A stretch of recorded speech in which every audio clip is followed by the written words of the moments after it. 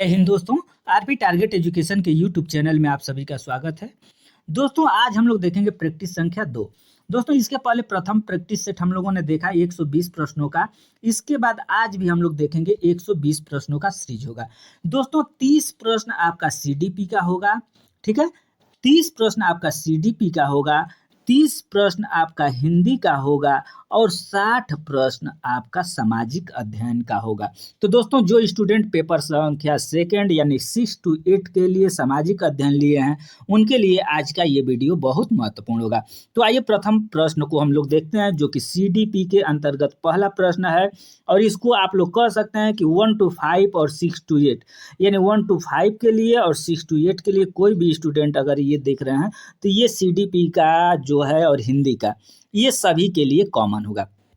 तो दोस्तों पहला प्रश्न है, आप लोग देखेंगे यहाँ पर थोड़ा सा फास्ट करेंगे और केवल आप लोगों को हम इसमें से आंसर बताने का प्रयास करेंगे। जैसे पहला प्रश्न पूछा गया है सीडीपी के अंतर्गत निम्नलिखित में से कौन सा बाल विकास का एक सिद्धांत नहीं है। दोस्तों नहीं शब्द का आप लोग विशेष ध्यान दीजिएगा। तो इसमें आपका दूसरा ऑप्शन सही हो जाता है, सभी विकास तथा अधिगम एक समान गति से आगे बढ़ते हैं। तो दोस्तों आप लोगों ने पढ़े होंगे, बीएड में पढ़े हुए हैं कि जो विकास का क्रम होता है कभी तेज कभी धीमा होता है और सभी विकास एक क्रम में नहीं होता है, ठीक है। तो ये ऑप्शन आपका गलत हो जाता है। दूसरे प्रश्न को दोस्तों हम लोग देख लेते हैं। दूसरा प्रश्न क्या होता है, निम्नलिखित में से कौन सा आकलन करने का सर्वाधिक उपयुक्त तरीका है। अगर बच्चों का हमें आकलन करना है तो इसमें से सबसे अगर देखा जाए 4 ऑप्शन दिया गया है, इसमें सबसे अच्छा अगर देखा जाए तो दोस्तों ये आकलन शिक्षण अधिगम में अंतर्निहित प्रक्रिया है। ये ऑप्शन आपका सही हो जाता है। तीसरा नंबर प्रश्न क्या कहता है इसको हम लोग देख लेंगे। निम्नलिखित में से कौन सा सृजनात्मकता से संबंधित है। दोस्तों सृजनात्मकता से संबंधित कौन है, तो इसमें तीसरा ऑप्शन ये अपसारी चिंतन सृजनात्मकता से संबंधित है। चौथा प्रश्न क्या पूछ रहा है, तो बच्चों के विषय में निम्नलिखित कथनों में से किस कथन से वाइगोस्की सहमत हैं। दोस्तों वाइगोस्की अगर देखा जाए तो किससे सहमत हैं, तो ये आपका सहमत है बच्चे समवयस्कों और वयस्कों के साथ सामाजिक अंतःक्रियाओं के माध्यम से सीखते हैं। यानी जहाँ भी वाइगोस्की आ जाए वहाँ अगर सामाजिक मिल जाता है तो वहाँ आप ट्रिक लगा दीजिएगा। और देखा जाए वाइगोस्की और ये जीन पियाजे नैतिक विकास से संबंधित होते हैं, ठीक है। जीन पियाजे नैतिक विकास जहाँ भी आ जाए, नैतिक विकास नहीं, ये संज्ञानात्मक विकास, जहाँ भी आपका संज्ञानात्मक विकास होगा वहाँ आप जीन पियाजे पर जाइएगा और जहाँ सामाजिक होगा वहाँ आप वाइगोस्की पर जाइएगा, ठीक है। नेक्स्ट अब देख लेते हैं दोस्तों चौथा ऑप्शन क्या है आपका, चौथा नहीं पांचवा प्रश्न क्या है। तो पांचवा प्रश्न आपका है कि बच्चे यानी बच्चे क्या होते हैं। बच्चे अगर देखा जाए तो दोस्तों पांचवा का ये आप बच्चे जिज्ञासु प्राणी होते हैं जो अपने चारों ओर के जगत को खोजने के लिए अपने ही तर्कों और क्षमताओं का उपयोग करते हैं। ये पांचवा का 3 ऑप्शन सही होता है। नेक्स्ट दोस्तों देख लेते हैं छठा प्रश्न क्या बोलता है। तो छठा प्रश्न है बच्चों की त्रुटियों के विषय में निम्नलिखित में से कौन सा कथन सत्य है। यानी बच्चे त्रुटियां करते हैं उसके विषय में अगर देखा जाए तो कौन सा कथन सत्य है, तो ये चौथा ऑप्शन आपका सही है। बच्चों की त्रुटियों उनके सीखने की प्रक्रिया का अंग है। दोस्तों बच्चे त्रुटि करेंगे तो सीखेंगे, ठीक है, ये त्रुटियों का अंग है। सातवां प्रश्न क्या कह रहा है, अध्यापक को यह सुनिश्चित करना चाहिए कि उसकी कक्षा के सभी शिक्षार्थी अपने आप को स्वीकृत और सम्मानित समझे। इसके लिए शिक्षक को चाहिए कि वह क्या करना चाहिए कि वह, इसका दूसरा ऑप्शन सही हो जाता है, अपने शिक्षार्थियों की सामाजिक और सांस्कृतिक पृष्ठभूमि की जानकारी प्राप्त करे और कक्षा में विविध मतों को प्रोत्साहित करे। 8वां नंबर के प्रश्न को देख लेते हैं दोस्तों। 8वां नंबर का प्रश्न क्या कह रहा है, तो सुरेश सामान्य रूप से एक शांत कमरे में अकेले पढ़ना चाहता है जबकि मदन एक समूह में अपने मित्रों के साथ पढ़ना चाहता है। यह उनके अधिगम शैली, तो इसका ऑप्शन है दोस्तों ये आपका पहला सही होता है, ये उनके अधिगम शैली में विविधता के कारण है। नेक्स्ट क्वेश्चन 9th नंबर के क्वेश्चन को देख लेंगे। 9th नंबर का क्वेश्चन क्या कह रहा है, दोस्तों 9th नंबर का क्वेश्चन कर रहा है, भारत में भाषिक विविधता बहुत है। इस संदर्भ में विशेषकर कक्षा 1 और 2 के प्राथमिक स्तर पर बहुभाषिक कक्षाओं के विषय में सर्वथा उपयुक्त कथन है। तो ये सर्वथा अगर उपयुक्त कथन क्या है, तो इसमें अगर 9th नंबर का देखेंगे तो ये पहला ऑप्शन सही हो जाता है। दोस्तों एक बात और देखिए, आपको यहाँ हम बताना चाहिए, अगर न समझ में आए कोई ना, तो जो लंबा क्वेश्चन रहेगा, यानी देखिए इसका 3 लाइन में उत्तर दिया गया है और सबका 2 लाइन में 2 लाइन में 2 लाइन में, जो लंबा आंसर रहता है ये लगभग 90% सही होने का चांस रहता है। क्योंकि आखिर इतना लंबा लिखने का उत्तर, इतना लंबा लिखने का क्या मतलब है, ठीक है। तो जो लंबा अगर आंसर में आपको दिखाई दे उसको आप ट्रिक लगा सकते हैं अगर न समझ में आए तो। नेक्स्ट देख लेते हैं दोस्तों, 10 नंबर का प्रश्न क्या कहता है। तो 10 नंबर का जो ये प्रश्न है, प्रकृति पोषण विवाद में प्रकृति से क्या अभिप्राय है। दोस्तों प्रकृति से क्या अभिप्राय है, तो जैविक विशिष्टता या वंशानुक्रम सूचनाएं, ये प्रकृति पोषण वाद विवाद से संबंध। देखिए प्रकृति पोषण से संबंधित एक प्रश्न देखने के लिए जरूर मिलता है। तो जैविक विशेषताएं, जो भी अगर प्रकृति पोषण आएगा तो वंशानुक्रम, प्रकृति पोषण का मतलब वंशानुक्रम, और जो हमारा पर्यावरण है और वंशानुक्रम है, जहाँ भी आपका पर्यावरण और वंशानुक्रम आएगा वहीं प्रकृति पोषण रहेगा। आप लोग ये ध्यान दीजिएगा। 11 नंबर का जो क्वेश्चन है ये क्या कहता है दोस्तों, जनसंचार माध्यम सामाजिकरण का एक महत्वपूर्ण माध्यम बनता जा रहा है। नीचे दिए गए कथनों में से कौन सा सबसे उपयुक्त कथन है। दोस्तों इसके बारे में अगर देखा जाए तो 11 नंबर का आपका पहला ऑप्शन सही हो जाता है। जनसंचार माध्यमों की पहुंच बढ़ रही है और जनसंचार माध्यम अभिवृत्तियों, मूल्यों और विश्वासों को प्रभावित करता है। 12 नंबर का प्रश्न क्या कर रहा है, यहाँ पर थोड़ा सा फास्ट हम लोग करेंगे क्योंकि समय का बहुत महत्व है। दोस्तों बच्चे किस प्रकार से सीखते हैं, नीचे दिए गए कथनों में से कौन सा इस प्रश्न के विषय में सही नहीं है। देखिए अब मान लीजिए कि बच्चे अनेक प्रकार से सीखते हैं, सही बात है, लेकिन पूछ रहा है कि कौन सा सही नहीं है। तो हो सकता है कि आप पहला ऑप्शन पढ़ करके जब पढ़ेंगे ये प्रश्न को कि बच्चे किस प्रकार से सीखते हैं, नीचे दिए गए कथनों में से कौन सा इस प्रश्न के विषय में सही है, हो सकता है कि आप पढ़ लेंगे कि सही पूछ रहा है, तो यहाँ पर पढ़ेंगे बच्चे अनेक प्रकार से सीखते हैं, नहीं यही सही है। ये ट्रिक आप मार के आगे बढ़ जाएंगे और घर आकर के जब मिलाएंगे और नहीं को देखेंगे तो दोस्तों बहुत पछतावा होगा। इसलिए मैं आप लोगों से बार बार रिक्वेस्ट करूंगा कि आप प्रश्न को भली भांति पढ़ें और अगर नहीं है तो उसको गोला बना दें या कोई ट्रिक लेकिन गोला लगाने ट्रिक लगाने वाला तो है नहीं, लेकिन नहीं को आप विशेष ध्यान दे करके आप ऑप्शन को लगाएंगे। और 12 नंबर का देखेंगे तो ये तीसरा ऑप्शन सही हो जाता है, बच्चे केवल कक्षा में ही सीखते हैं। ये ऑप्शन बहुत गलत होता है क्योंकि बच्चे अनेक जगह हर एक जगह सीखते हैं। ठीक है, नेक्स्ट हम लोग देख लेते हैं 13 नंबर का क्वेश्चन क्या कह रहा है। 13 नंबर का क्वेश्चन है, प्राथमिक विद्यालय शिक्षक को अपने शिक्षार्थियों को प्रेरित करने के लिए निम्नलिखित में से किस रणनीति को अपनाना चाहिए। 13 नंबर का क्वेश्चन है, तो इसमें पहला ऑप्शन सही हो जाता है, बच्चों को उनकी रुचियों के अनुसार अपने लक्ष्य निर्धारित करने और उन्हें पाने का उद्यम में सहायता करना चाहिए। 13 नंबर। 14 नंबर का प्रश्न दोस्तों यहाँ देखेंगे कि 14 नंबर का प्रश्न क्या कर रहा है, तो निम्नलिखित में से कौन सा सामाजिकरण का एक प्रमुख कारक है, यानी सामाजिकरण का एक प्रमुख कारण कौन सा है दोस्तों। तो 14 नंबर का ये प्रमुख है, आनुवांशिकता, राजनीतिक, कंप्यूटर, ये सब तो जो है लेकिन इसमें पूछ रहा है सामाजिकरण का एक प्रमुख कारण, तो ये परिवार हो जाता है। नेक्स्ट अब देख लेंगे 15 नंबर दोस्तों। 15 नंबर का क्वेश्चन क्या कहता है, बच्चों को समूह कार्य देना एक प्रभावी शिक्षण रणनीति है क्योंकि, यानी बच्चों को समूह कार्य हम लोग क्यों देते हैं, ये अगर देखा जाए तो ये पहला ऑप्शन बिल्कुल सही होता है। सीखने की प्रक्रिया में बच्चे एक दूसरे से सीखते हैं और परस्पर सहायता भी करते हैं, ये पहला ऑप्शन बिल्कुल सही होता है। 16 नंबर क्या कह रहा है, एक औसत बुद्धि वाला बच्चा यदि भाषा को पढ़ने और समझने में कठिनाई प्रदर्शित करता है तो यह संकेत देता है कि बच्चा, यानी देखिए पढ़ने में है तो इसको क्या बोलेंगे, पठन अक्षमता, डिसलेक्सिया बोलेंगे दोस्तों। अगर गणितीय यानी जोड़ घटाना, गुणा भाग या गणितीय तर्क में होगा तो इसको डिसकैलकुलिया बोलेंगे, और लेखन अक्षमता यानी डिसग्राफिया इसको बोलेंगे। आप लोग ध्यान दीजिएगा, डिसकैलकुलिया यानी कैलकुलेटर से संबंधित, इसको पहले भी हम बता चुके हैं। कैलकुलेटर से संबंधित जहां भी आएगा वहां गणित होगा, और पठन यानी डिसलेक्सिया, पढ़ने में डिसलेक्सिया हो जाता है। और डिसग्राफ, ग्राफ का मतलब आप लोग ध्यान दीजिएगा लिखने, जहां भी ग्राफ आ जाएगा वहां लिखने से संबंधित वो चीज होगा। और इसमें से एक क्वेश्चन जरूर पूछता है, 17 नंबर शैशव काल की अवधि है। दोस्तों शैशवावस्था की काल अवधि है, इसमें आपका चौथा जन्म से 2 वर्ष शैशवावस्था की काल अवधि है। 18 नंबर है पियाजे के अनुसार 2 वर्ष से 7 वर्ष के बीच का एक बच्चा संज्ञानात्मक विकास की किस अवस्था में है। ये पियाजे का जो अवस्था है, मूर्त अवस्था है, संवेदी और पूर्वगामक, इसमें से एक क्वेश्चन आपको देखने के लिए मिल जाएगा। तो ये प्रश्न आप एक बार जरूर देख लीजिएगा। और इसमें से 2 से 7 वर्ष किस अवस्था के अंतर्गत आता है दोस्तों, तो ये आपका पूर्व संक्रियात्मक अवस्था के अंतर्गत आता है।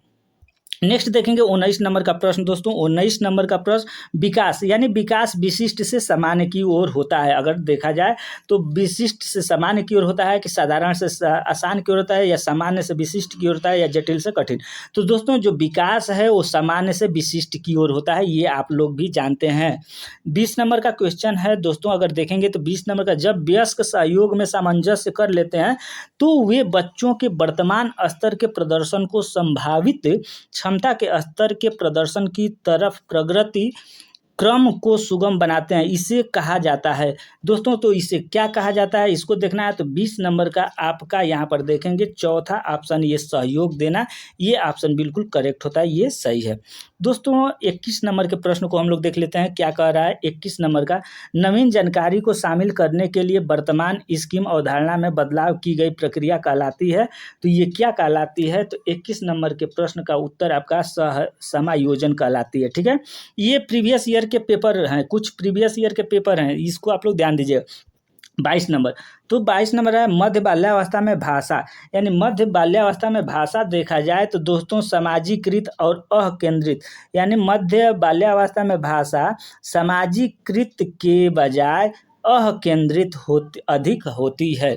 ठीक है, नेक्स्ट है 23 नंबर, बाल केंद्रित शिक्षा में शामिल है। बाल केंद्रित शिक्षा में क्या शामिल है दोस्तों, तो 23 नंबर का तीसरा ऑप्शन सही हो जाता है, बच्चों के लिए हस्तपरक गतिविधियां, ये आपका बाल केंद्रित शिक्षा में शामिल है। 24 नंबर का क्वेश्चन है, 24 नंबर के, कक्षा अध्यापक ने राघव को अपनी कक्षा में अपने कीबोर्ड पर स्वयं द्वारा तैयार किया गया मधुर संगीत बजाते हुए देखा। कक्षा अध्यापक ने विचार किया कि राघव में क्या चीज़ है, संगीतमय बुद्धि उच्च स्तरीय थी। ठीक है, 25 नंबर के क्वेश्चन को देख लीजिए, थोड़ा फास्ट कर रहे हैं दोस्तों, फास्ट करेंगे, समय कम लगेगा, ज़्यादा क्वेश्चन तैयार होगा। जब एक शिक्षक वह यह समझाता है कि स्वाभाविक रूप से लड़के गणित में लड़कियों से अच्छे हैं, यह दर्शाता है कि अध्यापक है, यानी वो अध्यापक जहाँ भी लड़के अच्छे हैं, लड़कियों से लड़कों को काम करना चाहिए घर का, लड़कियों को बाहर का काम करना चाहिए, लड़के लड़कियाँ ये, तो वहाँ पर लिंग जेंडर पक्षपाती से संबंधित प्रश्न ये बनता है। चौथा ऑप्शन यहाँ पर सही होता है। दोस्तों आपको वीडियो अगर अच्छा लग रहा हो तो वीडियो को लाइक, एक कम से कम लाइक दे देंगे, और नए हैं इस चैनल पर, नए हैं तो पर डे शाम को एक प्रैक्टिस सेट दिया जा रहा है, तो कम से कम वीडियो को सब्सक्राइब करके बेल आइकन को आप दबा लेंगे। 26 नंबर का क्वेश्चन है, समावेशी शिक्षा मानती है कि हमें जो समावेशी शिक्षा है दोस्तों, समावेशी का मतलब सभी के लिए शिक्षा, तो सभी के लिए शिक्षा जो है वो क्या बताती है, तो हमें व्यवस्था, जो हमारा व्यवस्था स्कूल का व्यवस्था है, स्कूल में टीचर है, स्कूल की कक्षा है, वो बच्चों के अनुसार होना चाहिए, न कि व्यवस्था के अनुसार बच्चे होना चाहिए। ठीक है, अगर बच्चा हमारा हाथ पैर से दिव्यांग है तो हम लोग स्कूल जब बनाएंगे तो लैट्रिन बाथरूम जो बनाएंगे उसमें रैंप बनाएंगे कि बच्चा अपना ट्राईसाइकिल लेकर के आराम से उसमें चला जाए। कक्षा जो बनाएंगे, कमरा जो बनाएंगे, उसमें देखेंगे कि जो दृष्टि दिव्यांग बच्चे हैं, जो देख नहीं सकते हैं, जो ब्लैक बोर्ड का ये है, तो ब्लैक बोर्ड सामने हो, उस पर लाइट का लाइट यानी अच्छा से पड़े, कि कम से कम जो लो दृष्टिबाधित है वो बच्चे देख सकते हैं। कक्षा में आगे बेंच पर इन लोगों को बैठाना चाहिए। ये सब समावेशी शिक्षा के अंतर्गत ये देखने के लिए आता है। ठीक है, तो हमें जो भी व्यवस्था है वो बच्चों के अनुसार बनाना है, ये समावेशी शिक्षा भी कहती है। और NCF 2005 जो है वो भी अपना कहती है कि जो भी शिक्षा का व्यवस्था है वो बच्चों के अनुसार होना चाहिए। ठीक है, अब 27 नंबर का प्रश्न दोस्तों, बच्चों में ज्ञान की रचना करने और अर्थ का निर्माण करने की क्षमता होती है, इस परिप्रेक्ष्य में एक शिक्षक की भूमिका होती है। तो इस क्षेत्र में अगर देखा जाए दोस्तों तो 27 नंबर का आपका पहला सुगमकर्ता की भूमिका होती है। 28 नंबर के क्वेश्चन को देख लेते हैं, फटाफट देखेंगे। देखिए थोड़ा सा जल्दी 28 नंबर का, इसमें से कौन सी विशेषता प्रतिभाशाली बच्चों की नहीं है, यानी इसमें प्रतिभाशाली बच्चों की कौन सी विशेषता नहीं है। तो दोस्तों 28 का पहला ऑप्शन सही है, निम्न औसतीय मानसिक प्रक्रियाएं। नेक्स्ट है 29 नंबर के प्रश्न को देख लेते हैं। 29 नंबर का प्रश्न, कोहल वर्ग के सिद्धांत के पूर्व परंपरागत अवस्था के अनुसार कोई नैतिक निर्णय लेते समय एक व्यक्ति निम्नलिखित में से किस तरफ प्रवृत्त होता है। दोस्तों यहाँ पर देखेंगे, जब कोहल वर्ग, हो सकता है कि आपको कहीं पूछ दे, जहाँ भी कोहल वर्ग आएगा वहाँ नैतिक निर्णय, दंड इत्यादि से संबंधित, देखिए यहाँ अंतर्निहित संभावित दंड, यानी कोहल वर्ग जहाँ पूछेगा वहाँ नैतिक दंड से संबंधित होगा। वाइगोत्स्की अगर पूछ रहा है वहाँ आप सामाजिक आप देखेंगे, और जहाँ जीन पियाजे पूछ रहा है वहाँ संज्ञानात्मक आप देखेंगे। आप लोग ये चीज़ ध्यान रखिएगा, और यही 3 मनोवैज्ञानिक जो है उससे संबंधित आपको पेपर में देखने के लिए जरूर मिलेगा। एक बार और देख लीजिए, जहाँ भी उत्तर आपका संभावित दंड नैतिक होता है वहाँ कोहल वर्ग होते हैं, और जहाँ सामाजिक होता है दोस्तों, सामाजिक में आपके वाइगोत्स्की होते हैं, और संज्ञानात्मक विकास में आपके क्या होते हैं, संज्ञानात्मक विकास में दोस्तों जीन पियाजे। ठीक है, 30 नंबर और सीडीपी का ये लास्ट क्वेश्चन है। शिक्षार्थियों, अधिगमकर्ता की व्यक्तिक भिन्नताओं के संदर्भ में शिक्षिका को चाहिए कि, ये तीसरा ऑप्शन इसका सही हो जाता है, विविध प्रकार की अधिगम परिस्थितियों को उपलब्ध कराना। ये आपका ऑप्शन बिल्कुल करेक्ट होता है। इसका दोस्तों आपको हम बता देना चाहते हैं कि जितना ये पीडीएफ देख रहे हैं, इसका अगर देखा जाए, इसका पीडीएफ आपको देखना है तो हमारे टेलीग्राम चैनल आप आरपी टारगेट, यानी जो चैनल का नाम है आरपी टारगेट एजुकेशन, ठीक है, एजुकेशन, आप टेलीग्राम चैनल पर जाएं, आरपी टारगेट एजुकेशन लिख करके उसे ज्वाइन हो जाएं, उसी पर आपको इसका पीडीएफ उपलब्ध हो जाएगा। पर डे जो पढ़ाया जा रहा है उसका पीडीएफ आपको उपलब्ध हो जाएगा। ठीक है, अब दोस्तों हिंदी से संबंधित प्रश्न आ जाते हैं, उसको हम लोग देख लेते हैं। ये निर्देश है कि 31 से 35 निम्नलिखित गद्यांश को पढ़ें और उस आधार पर प्रश्नों के उत्तर दें। दोस्तों यहाँ पर आपको 2 गद्यांश मिलेंगे। हिंदी में देखा जाए तो हिंदी में आपके गद्यांश मिलेंगे, और उस गद्यांश के अंतर्गत 2 गद्यांश, एक गद्य एक पद का मिलता है। तो उसमें केवल गद्य और पद के गद्यांश में से ही आपको 15 नंबर मिल जाते हैं, जिसमें से कि अगर देखा जाए तो ग्रामेटिकल यानी ग्रामर से संबंधित लगभग 15 हैं, तो 6 प्रश्न आपको ग्रामेटिकल यानी ग्रामर से संबंधित मिलेगा, और जो आपके 9 प्रश्न ये आपके इस पैराग्राफ से संबंधित मिलेंगे। तो दोस्तों ये पैराग्राफ आप लोग देख सकते हैं, और ना हो तो इसको हम छोटा कर दे रहे हैं। इस पैराग्राफ का आप स्क्रीनशॉट ले लीजिए। ठीक है, इसका स्क्रीनशॉट ले लीजिए, पढ़ लीजिए। ठीक है, उसके बाद इसका उत्तर हम दिखाते हैं, इससे संबंधित क्या प्रश्न पूछा गया है। तो शाश्वत प्रेम के प्रतीक के रूप में, ठीक है दोस्तों, यहाँ पर अब देख लेंगे, ये जो पैराग्राफ था उस पैराग्राफ के अंतर्गत हम लोगों को देखना है, एक शाश्वत प्रेम के प्रतीक के रूप में निम्न में से किसे देखा जाता है। तो दोस्तों ये 31 नंबर का ए ऑप्शन है, ताजमहल। जब आप पैराग्राफ पढ़ेंगे तो पैराग्राफ में ये देखने के लिए आपको मिल जाएगा। 32 नंबर का जो क्वेश्चन है, ताजमहल के निर्माण में लगभग कितने वर्ष लगे थे। तो दोस्तों इसका ऑप्शन है आपका 22 वर्ष, बी ऑप्शन करेक्ट होता है। 33 नंबर का जो है, ताजमहल के निर्माण में कितने रुपए खर्च हुए थे। अगर इस तरीके से देखा जाए तो 9 करोड़ रुपए खर्च हुए थे। 34 नंबर का है, ताजमहल के निर्माण में लगभग कितने लोगों को रोजगार मिला था। इससे संबंधित अगर देखा जाए तो ये 20,000 लोगों को। 35 नंबर है, ताजमहल के निर्माण का कार्य कब आरंभ हुआ था। तो ताजमहल के ये 1632 में इसका निर्माण हुआ था। ठीक है, अब आ गया आपका, अगर देखा जाए तो पर्यायवाची शब्द। ये देखा जाए तो सी टेट के अंतर्गत कभी काल जैसे आपको जो पैराग्राफ दिया गया उसी में से कोई शब्द उठाएगा और बोलेगा कि इसका पर्यायवाची शब्द क्या होता है। ठीक है, तो यहाँ आप लोग ध्यान दीजिएगा, कोई शब्द उठाएगा और बोल देगा कि इसका पर्यायवाची शब्द क्या होता है, इसका रूप क्या है। तो इस तरीके से क्वेश्चन आपको देखने के लिए पर्यायवाची शब्द या पर्यावरण से संबंधित मिलेंगे। अब इंद्र का पर्यायवाची शब्द है, तो दोस्तों इंद्र का पर्यायवाची शब्द है, यहाँ पर देखेंगे तो देवेश इंद्र का पर्यायवाची शब्द है। 37 नंबर सूर्य का अपर्यायवाची शब्द है। तो सूर्य का अपरिभाषित शब्द क्या चीज़ है? तो 37 का आपका डी ऑप्शन महेंद्र है। 38 का गाल बजाना मुहावरे का अर्थ अगर देखा जाए तो इसका डिंग हाँकना। 39 नंबर है अंधा तीतर आधा बटेर का भावार्थ क्या होगा दोस्तों? तो 39 नंबर के क्वेश्चन का 2 कामों में एक का भी न होना। ठीक है, 40 नंबर के क्वेश्चन को देख लेते हैं दोस्तों। हिंदी का ये चल रहा है, नागर का परिभाषित शब्द क्या होगा? तो 40 नंबर का ये आपका नागर, इसका कमेंट सेशन में आप लोग बताएंगे कि नागर का परिभाषित शब्द क्या होता है। ठीक है, 41 नंबर के क्वेश्चन को अवधि शब्द का अर्थ क्या होगा दोस्तों? अवधि शब्द का अर्थ अगर देखते हैं तो 41 नंबर का आपका सी ऑप्शन काल है। गुणहीन में कौन सा समास है?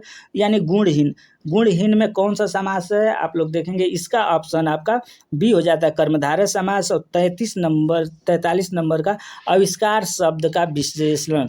दोस्तों आविष्कार का विशेषण क्या होगा? तो ये 43 नंबर का ए ऑप्शन आपका करेक्ट होता है।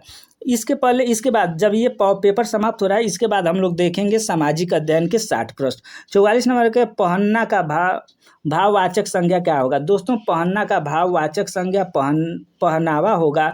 और 45 निपुण का भावात्मक संज्ञा क्या होगा? 45 नंबर का ए ऑप्शन निपुणता। 46 का शिक्षा को रोचक और आकर्षक बनाने का निम्नलिखित में से कौन सा उत्तम साधन है? ठीक है, निम्नलिखित में से देखिए अगर, तो इसका 46 में डी है कहानी शिक्षण। नेक्स्ट आपका है 47 नंबर का प्रश्न दोस्तों, ये कहानियों के माध्यम से बालकों के ज्ञान को परिवर्तित करने के लिए इनमें से कौन सा प्रमुख भूमिका निभाता है? दोस्तों 47 का ये बी आपका ऑप्शन विद्यालय के शिक्षक। 48 नंबर है कहानियों के माध्यम से बालकों के ज्ञान को परिवर्तित करना किनका प्रधान कार्य है? तो इसमें देखेंगे तो 48 नंबर का ये ऑप्शन आपका डी सही हो जाता है अध्यापक का। 49 नंबर पाठ्य विषय को रोचक और मनोरंजन बनाने के लिए साहित्य की कौन विधा सर्वोच्च साधन है? तो इसमें देखेंगे कहानी शिक्षण। 50 नंबर का क्वेश्चन दोस्तों देख लीजिएगा क्या चीज़ है, कहानी शिक्षण का प्रारंभ प्राथमिक स्तर पर ही किनके द्वारा प्रारंभ करना चाहिए? 50 नंबर का तो ये शिक्षक के द्वारा। 51 नंबर धारा प्रवाह भाषण देने की कुशलता किसकी शिक्षा के संबंध में है? तो ये है आपका बी नंबर का ऑप्शन कहानी शिक्षण। और 52 है सुक्ति भंडार को किस शिक्षा के द्वारा भरा जा सकता है? तो 52 का आपका सही होगा कहानी शिक्षण। ठीक है, नेक्स्ट है दोस्तों आपका 53 नंबर के प्रश्न को अब हम लोग देख लेते हैं। 53 क्या कहता है? साहित्य में मनोरंजन का सर्वोच्चम साधन किस विधा को माना गया है? तो ये 53 नंबर का ये डी है कहानी को। और 54 कहानी शिक्षण में बालकों में किस शक्ति का विकास किया जा सकता है? 54 नंबर कहानी शिक्षण से बालकों में किस शक्ति का विकास किया जा सकता है? तो ये 54 का आपका सी ऑप्शन है स्मरण शक्ति का। 55 नंबर का अपना देखेंगे चरित्र निर्माण में भी निम्नलिखित शिक्षण में अधिक उपयोगी कौन सा है? तो ये कहानी शिक्षण। ठीक है, नेक्स्ट 56 दोस्तों 56 नंबर के क्वेश्चन को हम लोग देख लेंगे क्या कहता है। तो 56 में ये है साहित्य सृजन का उत्तम साधन क्या है? तो इसमें आपका कहानी शिक्षण। 57 है किसका कर्तव्य होता है कि वह मन और तन से संलग्न होकर कहानी विधि का अवलंब लेकर बालकों की रुचि को जागृत करे और उसे अध्ययन की ओर उन्मुख करे। दोस्तों 57 नंबर का अगर देखा जाए तो ये भी विद्यालय के अध्यापक द्वारा होना चाहिए। अब देखिए 58 के प्रश्न को हम लोग देख लेते हैं क्या कहता है 58 नंबर का प्रश्न। तो 58 है कवियों और लेखकों की क्या कसौटी है? ये 58 नंबर का क्वेश्चन है। तो गद्य ये कसौटी है। और देखें गद्य साहित्य का क्षेत्र विशाल एवं गद्य क्षेत्र का साहित्य क्षेत्र विशाल एवं व्यापक है 60 नंबर। और हिंदी का देखेंगे तो ये लास्ट क्वेश्चन है आपका निबंध कहानी उपन्यास नाटक संस्मरण रेखाचित्र आदि किसकी विधाएं हैं? तो दोस्तों ये है आपका गद्य की। अब आते हैं हम लोग सामाजिक अध्ययन के तरफ। ठीक है, सामाजिक अध्ययन के अंतर्गत हम लोग 60 प्रश्नों का ये 60 प्रश्नों के सीरीज को हम लोग देखेंगे। तो दोस्तों सबसे पहले इसमें यहाँ से हम लोग देखेंगे पहला है मुगल साम्राज्य अकबर के दरबार के 9 रत्नों में निम्नलिखित में से कौन नहीं थे? यानी जो मुगल साम्राज्य अकबर के दरबार में 9 रत्न थे, उसमें से कौन नहीं थे? इसमें से बैरम खां, अब्दुल फजल, मान सिंह और फैजी। अगर देखा जाए तो इसमें से कौन नहीं थे? तो ये इसमें से बैरम खां नहीं थे 9 रत्न में से। नेक्स्ट क्वेश्चन है 92 नंबर। दोस्तों 92 नंबर में है सन 1878 ईस्वी वार्नक्यूलर प्रेस एक्ट के माध्यम से ब्रिटिश सरकार ने क्या किया? ठीक है, तो इसमें आप लोग देखेंगे 92 नंबर का ए, भारतीय भाषाओं के समाचार पत्रों पर प्रतिबंध लगा दिया। ठीक है, 93 नंबर का क्वेश्चन, 93 क्या कहता है, इसको देख लीजिए। जनसंख्या नियंत्रण हेतु राष्ट्रीय जनसंख्या नीति की घोषणा कब की गई? 93 नंबर, बी ऑप्शन 15 फरवरी 2000 ईस्वी को। 94 नंबर प्रश्न क्या कहलाता है, इसको देख लीजिए। Fall of the Mughal empire, ठीक है, नामक पुस्तक के लेखक कौन है? 94, इसका है ऑप्शन आपका बी सर यजुनाथ सरकार। 95 भोपाल गैस त्रासदी कब हुई? देखिए ये प्रश्न देखने के लिए मिल जाता है, भोपाल गैस त्रासदी कब हुई थी? ये 95 नंबर का, ये 1984 ईस्वी में हुई थी। 96 नंबर का जो प्रश्न है उसमें देखेंगे भारत में सूती वस्त्र का पहला कारखाना कब खोला गया था? तो 1954 ईस्वी में। 97 प्राचीन काल में किस स्थल मार्ग के एशिया और यूरोप का व्यापार होता था? तो ये 97 नंबर का क्वेश्चन है, तो ये रमेश मार्ग के द्वारा। नेक्स्ट है 98 नंबर के प्रश्न को हम लोग देख लेते हैं दोस्तों। सन 1991 में भारत सरकार के आर्थिक सुधारों के लिए नई आर्थिक नीति अपनाई, निम्नलिखित में से कौन सी नीति आर्थिक सुधार के लिए अनिवार्य नहीं थी? तो 98 का ए ऑप्शन औद्योगिकरण। 99 प्रश्न जो है इसका आप लोग देखेंगे भारत उपभोक्ता संरक्षण अधिनियम की घोषणा कब की गई? तो ये है आपका बी 1986 ईस्वी में। 100 नंबर के क्वेश्चन का जवाब, हिंद महासागर में सुनामी नामक प्राकृतिक आपदा कब आई थी? यानी सुनामी, आप लोग सुने होंगे कि सुनामी आई थी, सुनामी कब आई थी? तो ये आपका बी ऑप्शन 26 दिसंबर 2004 में सुनामी आई थी। ठीक है, 101 भूमंडलीय शब्द का इस्तेमाल विश्व में सर्वप्रथम किसने और कब की थी? तो इसका है सही ऑप्शन ये आपका जॉन विलियम 1990 में। 102 प्रश्न है, इसका ऑप्शन है आपका 18वीं शताब्दी में किस मुगल राजकुमार ने पटना का नाम बदलकर आजिमाबाद कर दिया था? इसका नाम बताइए। 102 का बी ऑप्शन अली मुसान। 103 है अखिल भारतीय ट्रेड यूनियन कांग्रेस की स्थापना कब हुई थी?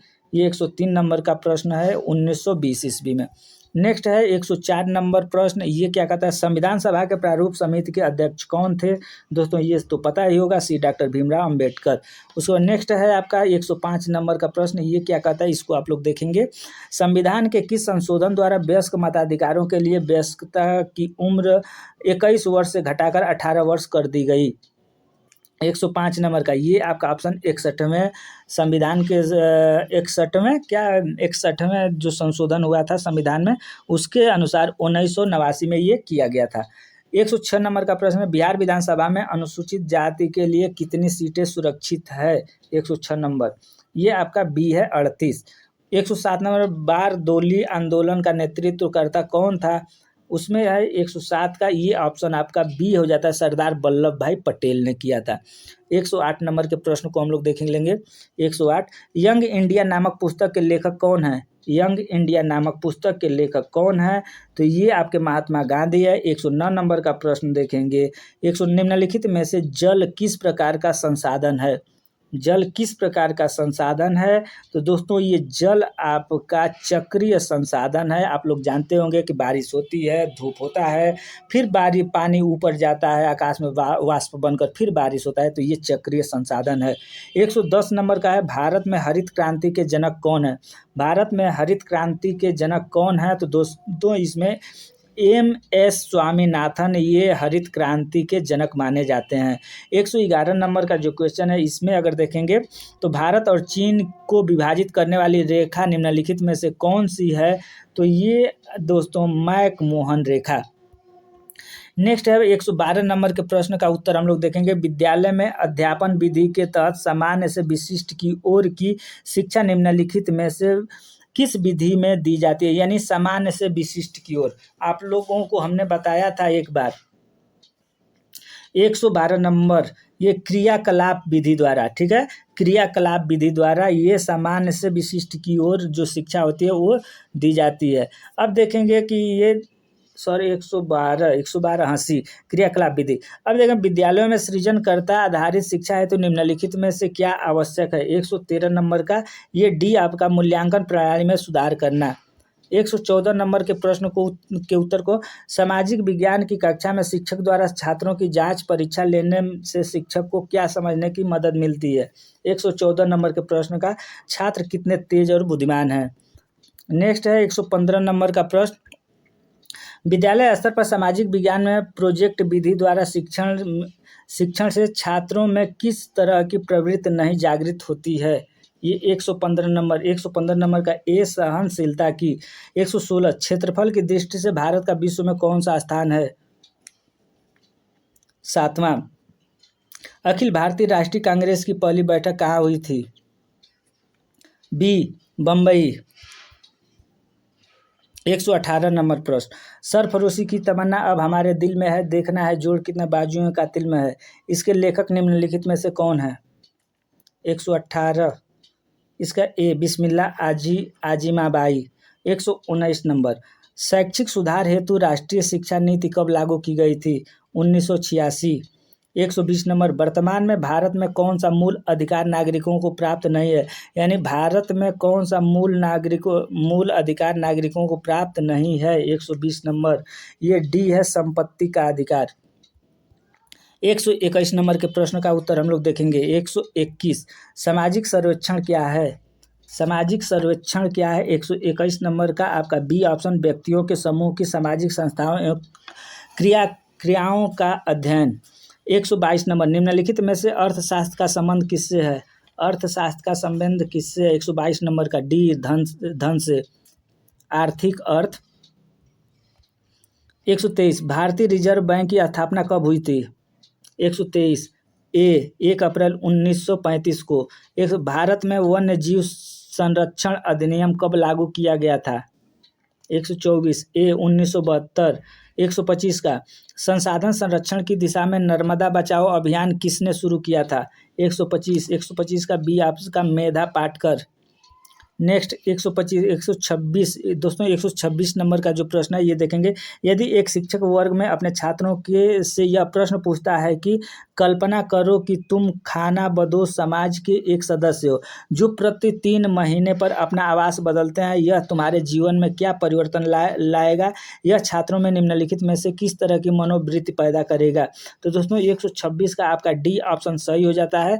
और इसमें यह है कि यह प्रश्न छात्रों में नई परिस्थितियों में रहने की साझेदारी, व्यवहारिकता एवं जीवन में विषय परिस्थितियों का सामना करने का उत्साहवर्धन करेगा। 127 नंबर का प्रश्न देखेंगे दोस्तों, क्या कहता है। निम्नलिखित में से सामाजिक विज्ञान शिक्षण के संबंध में कौन सा तथ्य उपयुक्त नहीं है। 127 नंबर का प्रश्न ये डी आपका ऑप्शन, सामाजिक विज्ञान इसलिए पढ़ाया जाना चाहिए क्योंकि यह पाठ्यक्रम का एक भाग है जिसके द्वारा छात्र छात्राओं एवं उनके द्वारा लड़ी गई लड़ाइयों की जानकारी प्राप्त करते हैं। 128 नंबर के प्रश्न को देख लेते हैं। राष्ट्रीय महिला आयोग की पहली अध्यक्ष निम्नलिखित में से कौन थी। 128 का बी है आपका। 128 श्रीमती जयंती पटनायक। 129 नंबर दोस्तों 129 ब्रिटिश सरकार ने आदिवासियों के लिए पेड़ों की कटाई पर रोक लगाने के लिए भारतीय वन अधिनियम कब पारित किया था। दोस्तों ब्रिटिश सरकार ने आदिवासियों के लिए अगर देखा जाए तो पेड़ कटाई पर रोक लगा दिया था, ठीक है। उसको भारतीय वन अधिनियम के नाम से अगर देखा जाए तो ये कब हुआ था, कब लागू हुआ था। तो 129 का आपका ये बी है 1865 में। ब्रिटिश सरकार द्वारा पारित रॉलेट एक्ट के विरोध में सभा कहाँ हो रही थी। 130 का ये डी जलियांवाला बाग।